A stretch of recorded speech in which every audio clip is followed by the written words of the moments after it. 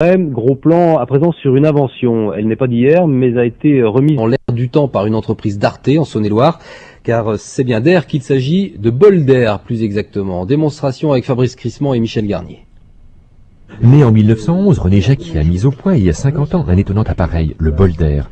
Inconnu du grand public, ce génie de la chimie va pour vous sortir de l'ombre.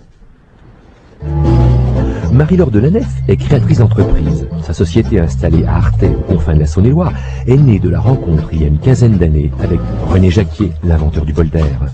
Le bol d'air, c'est une méthode d'oxygénation qui permet d'améliorer l'utilisation par l'organisme de l'oxygène que l'on respire normalement. On avait deux gosses qui avaient ramassé la coqueluche, elles étaient petites. Et à cette époque, la coqueluche c'était très dangereux pour les jeunes bébés parce qu'ils étouffaient. Il n'y avait pas de moyens de traitement très efficaces. Il y avait que le voyage en avion et c'était miraculeux. Très souvent, le bébé montait dans cet avion, il redescendait, il n'avait plus la coqueluche. Bon, c'était un constat. Et j'ai réfléchi sur ce constat. Alors, je me suis dit, bien, l'oxygène est lié d'une façon fragile à l'hémoglobine, puisqu'il est disponible lorsqu'il y a de la décompression, lorsque l'on monte en avion. Je vais essayer de faire en complexe où l'oxygène sera encore plus faiblement lié à l'hémoglobine, vous avez compris.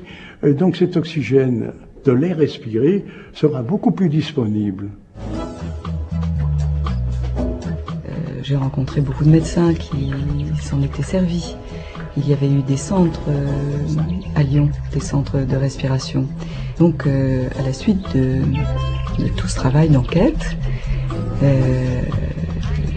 j'ai vraiment décidé de me lancer.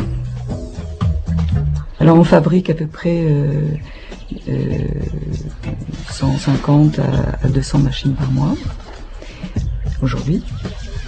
On a un chiffre d'affaires qui a doublé ces 2 dernières années et on arrive à peu près presque 3 millions d'euros de chiffre d'affaires.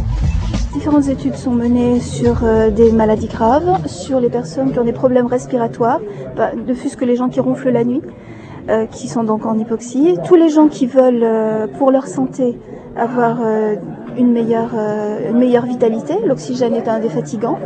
Ça peut aider toutes les personnes asthmatiques, à condition qu'elles ne soient pas en pleine crise, par contre, parce qu'il faut toujours prendre, pas comme un médicament, mais il faut toujours prendre des précautions. Et c'est testé donc en tant qu'antiradicalaire, donc on va ouvrir un champ absolument magnifique. Marie-Laure Delanef a fait le pari d'installer son laboratoire qui produit le bol d'air à la campagne. Son personnel a été recruté sur place. Aujourd'hui, ils sont 23 à travailler près de chez eux et dans la sérénité. Au chapitre des sports, ce soir en Coupe d'Europe, la